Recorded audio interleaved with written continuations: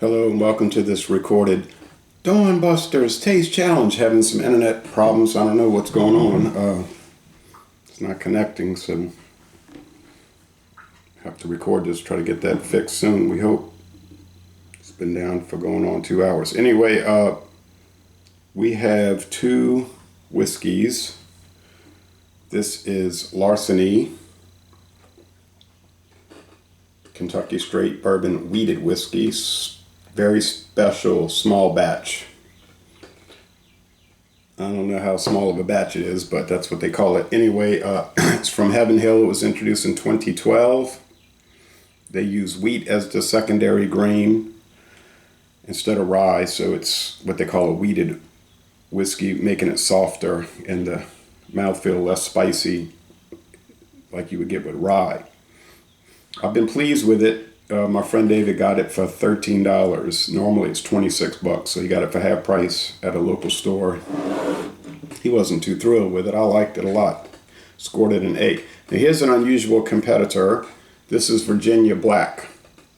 Now it says aged 2 years, bottled in Indiana.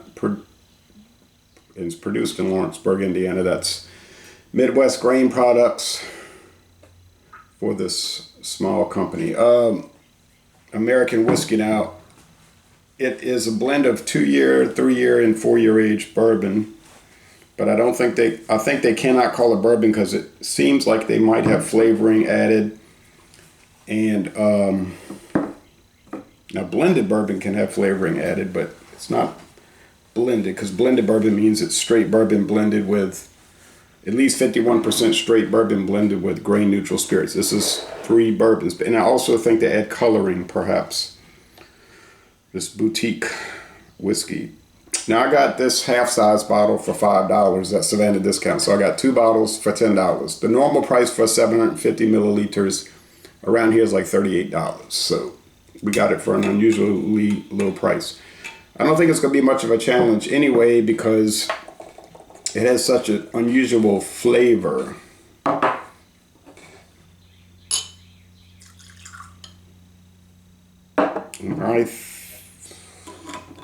Well, I don't know what the flavor is. Some kind of indiscernible flavor, I think. Very dark brown. Could you get that with a blend of 4, 3, and 2-year aged bourbons? You could. They used a heavy char, but they're just calling it American whiskey. Okay.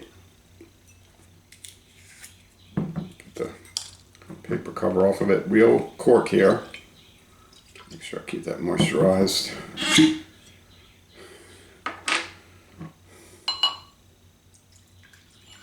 So this won't be posted at dawn, but that doesn't really matter, because some people might watch Dawn Busters in the evening, just the playback. And then we start talking, people will make comments in the live hangouts, and things will turn out to be long anyway. But people probably do what I do when I watch long videos. I just skip around to the parts I want to watch. Sometimes I'll watch the whole thing depending on who's doing it and how interesting it is, but it's a common thing for people to do that. Okay,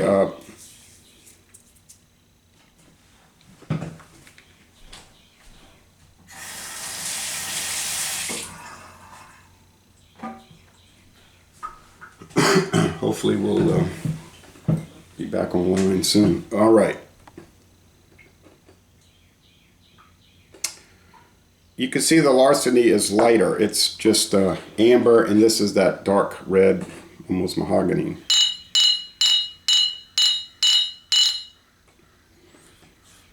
So I can't look at them because I will get the idea which is which. It's not going to matter. I don't even need tags, because I have tags at the bottom, L for Larceny and all that, but I don't need them, because all I got to do is look at which one is darker and I'll know I got it. But you don't want to glance at it, because then you'll know which one it is. But I'm going to know by just virtue of the aroma, I think. With that strange Virginia Black from a Los Angeles, California headquartered company, with their product being distilled, aged, and bottled in Indiana. introduced in 2016, Larceny in 2012. Okay, so they're both pretty recent products, less than 10 years old at the time of this recording. Okay, on the nose, no, I'm not really able to pick them apart. Honestly, let's try it again. They're both just like, smell like generalized bourbon whiskey, honestly. Just a standard aroma. 80 proof for Virginia Black, 92 for Larceny. I think that's going to be another giveaway. You can usually pick up that higher proof. It's just a stronger, more robust, and in my case, not a necessarily appealing sensation. I'm more of the 80 proof person, more of an 80 proof guy. I just like the mild 80 proof liquors. Get above that, 86 is fine. Get to 90, gets a little hard to take, in my case. I think this is the Virginia Black because it's starting to have that sweet little caramel candy nose, like a Riesling. Like I said, we never could figure out what they're adding to it.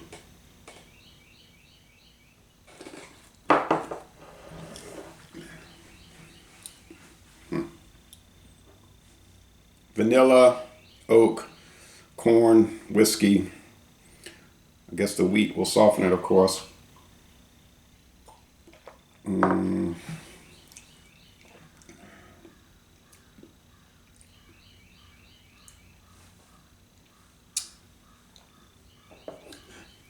figure out where it was. Standard. Now bourbons will run high, and low. You can get some, like Savannah Discount sometimes will have a liter of bourbon for $7.99. They used to. Got that Jesse James for that. Much lower than normal price. I haven't reviewed it yet. And you can pay into the hundreds. My experience, high or low price, mid-range price, they're all kind of similar. I heard someone say one time you'd be hard-pressed to get a bad bourbon. I guess it's the complexity level that makes a difference, or maybe we're just getting buffaloed and we're paying more than we should. I don't know. But I'm open to the ideas of the theoretics of it.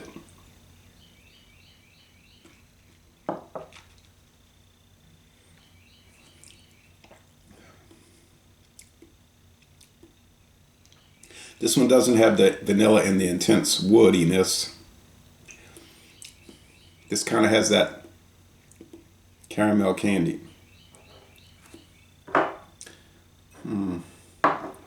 It's interesting though because just like with the Cooper's Craft, I had a hard time telling them one from the other. That was a $2 difference in price. Here in this case, because it's very unlikely you're going to find a $10 bottle of Virginia Black.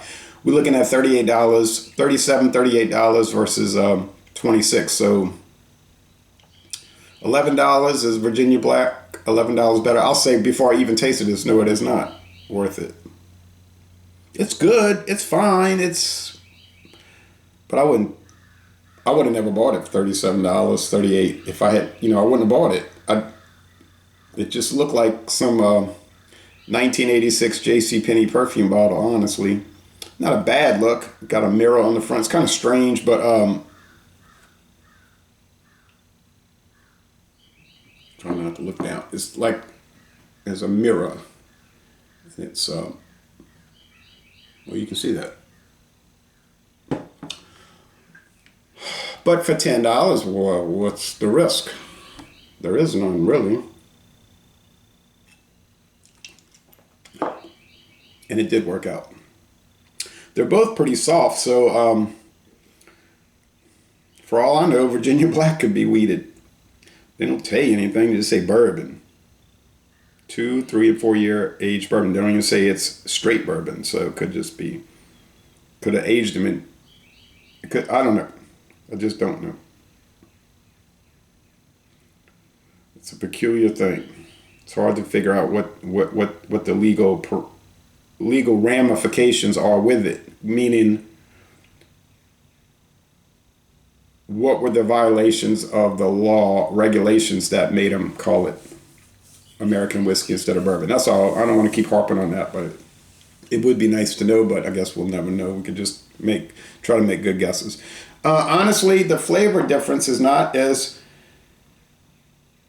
clear cut as I thought. I thought it would just be taste it, got it.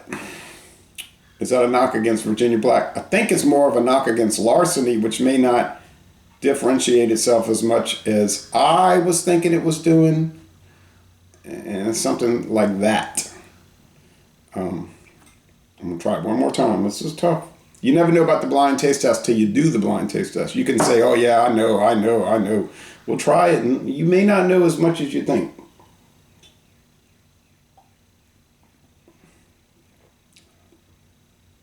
This is the Virginia Black, I think. It's got a little bit too much peculiarity to it, but the other one, you see how earlier I said that was. So with these two, I'll just shop price. So Larceny is going to win automatically. Does it have a better taste? I wouldn't go there. You know, I wouldn't say that it has a better flavor, but I would say that I'm not going to pay $11 more. I wouldn't pay $1 more, honestly. I said that same thing with Cooper's Craft. Wouldn't pay 50 cents more one versus the other. I'll just buy whatever's cheaper. And that'd be the safe line of attack here. Just get whatever you find that's a better price. So all right. It is the Virginia Black. Okay, getting a little nervous. So it had a little bit more oddity in the flavor, but it wasn't as profound as I thought. Now, could it be a case that I've had one half bottle already in a number of taste challenges? Now I'm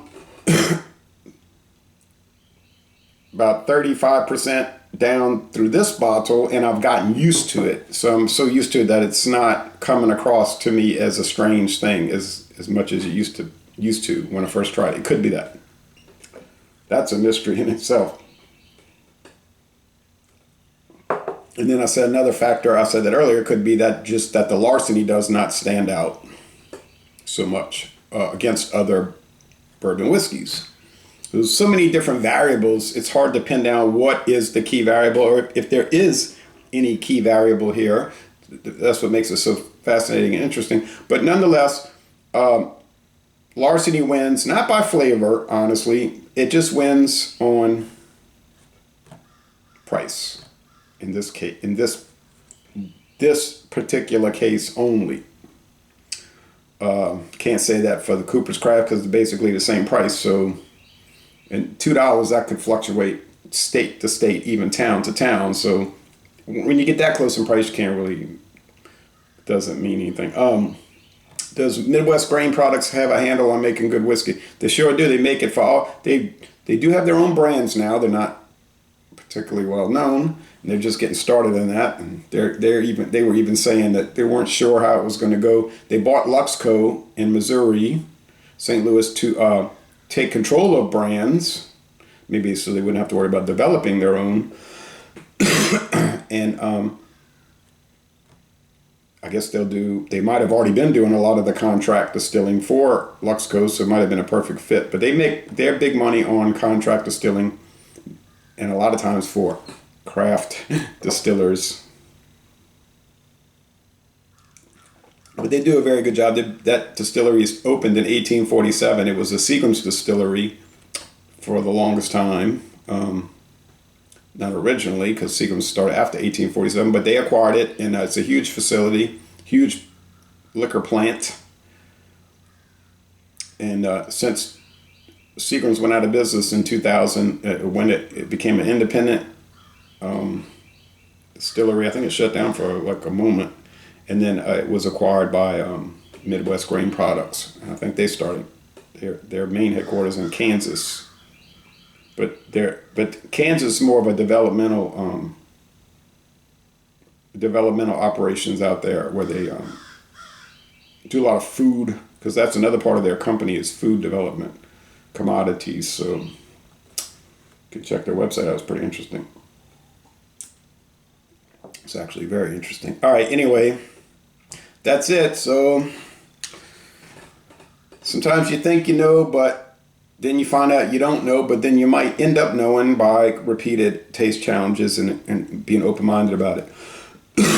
Open-minded. Now, the next taste challenge which I'll try to do one a day, so 365 a year. Not, well, except if I'm doing a new whiskey or rum or something, then that counts for one of the days. So 365 days a year, minus the independent tastings. That sounds a little ambitious, right? Can I really make 365 out of 365? It's probably unlikely, but I guess it's not outside the realm. It's within the realm of possibility, I suppose. I've been doing pretty well with it. And, I'm only sampling that much in each. So the next one, we're going to go into the Sazerac world, Buffalo Trace part of Sazerac. So we've got, let's see, Stedman Select is from Louisville, so that's not the Buffalo Trace part. But got Stedman Select coming up eventually, a new one from 2018 or 19. Blanton's from 1984. But the first one I'm going to go up against is Ancient Age 10 Star 90 proof straight bourbon whiskey. But curiously, the one I have is only aged 3 years. On the website they say it's a 6-year age, so could be two different ancient ages out there. One is not so ancient, and 6-year isn't exactly ancient, is it? But anyhow, excuse me, I think that's going to be a tough one. It's going to be tough, just like this. So ancient age, 10 star, 90 proof, 3-year age versus Larceny with no age statement. I don't know. We'll find out, I imagine. So, Lazy Bon Temps Relay, thanks for watching this recorded taste challenge. And stay tuned for the next one.